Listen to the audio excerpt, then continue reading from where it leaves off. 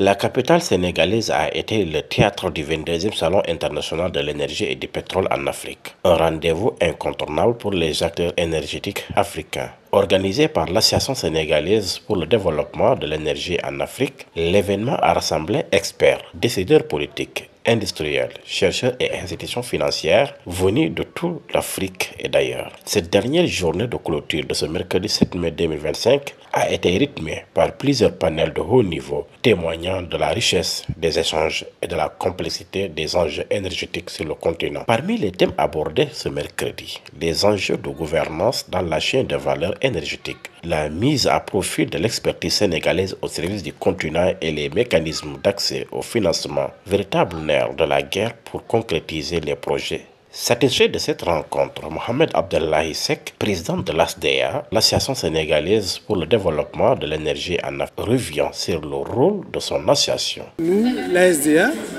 nous sommes un creuset de réflexion. Chaque année, avec le CEPA, on organise les débats, on porte sur la place des réflexions pour les sujets d'actualité, sur les sujets d'actualité. Comme vous savez, le Sénégal vient d'avoir ses premiers barils de pétrole, et le gaz, ce sera le premier trimestre. Depuis juin, le premier baril de pétrole, et le premier trimestre de 2026, ce sera pour le gaz. Donc c'était important pour nous de faire le point, d'où le thème de cette année-là, c'est l'après-premier baril. Donc voilà ce qui a fait, on a voulu rassembler encore tous les professionnels pour discuter, échanger sur l'avenir du Sénégal par rapport à ces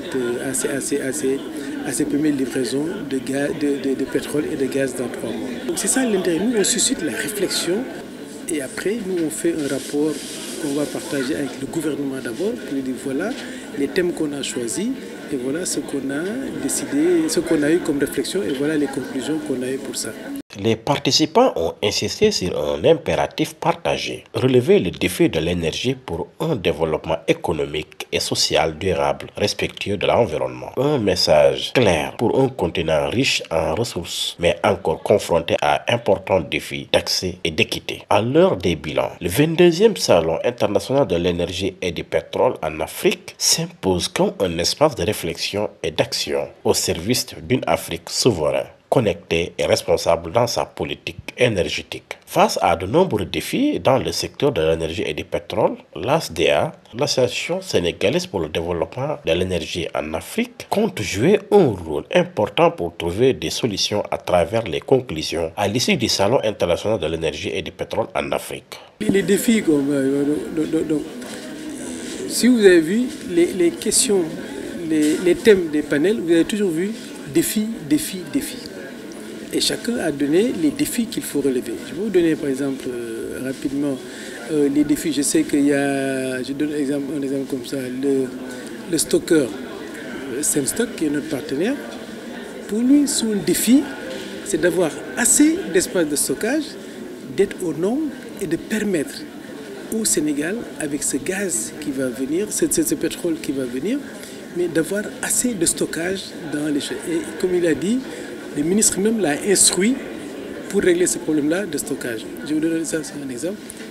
Dans le domaine aussi il y a la SAR, la Société africaine de raffinage, eux, leur défi, c'est le but de Sangomar-là, d'arriver à traiter ça sans problème et de diminuer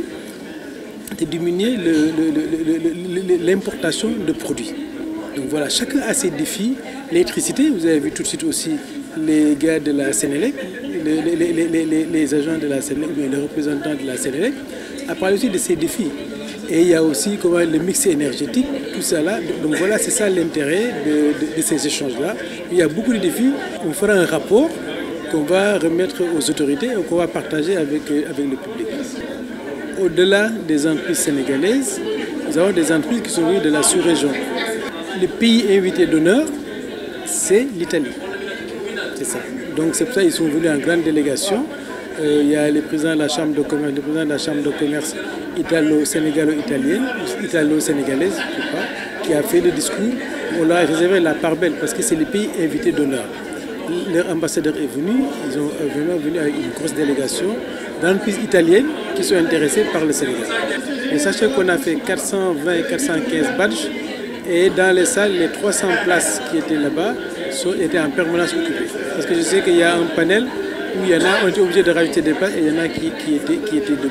On lance un appel aux autorités parce qu'il y a tellement de bonnes idées qui sont sorties d'ici et vraiment et qui sont sorties, qui proviennent de personnes très très professionnelles, donc de s'approprier de ces informations-là. Au public, on dit que vraiment nous on est là, nous on est dans la réflexion, on invite tout le monde, la SDA, vraiment on est là, on tend la main à tout le monde, on réfléchit sur les thèmes brûlants sur l'énergie en général. Et justement, comme je vous ai dit, c'est vraiment pour que l'énergie soit généralisée partout, l'électricité soit généralisée partout.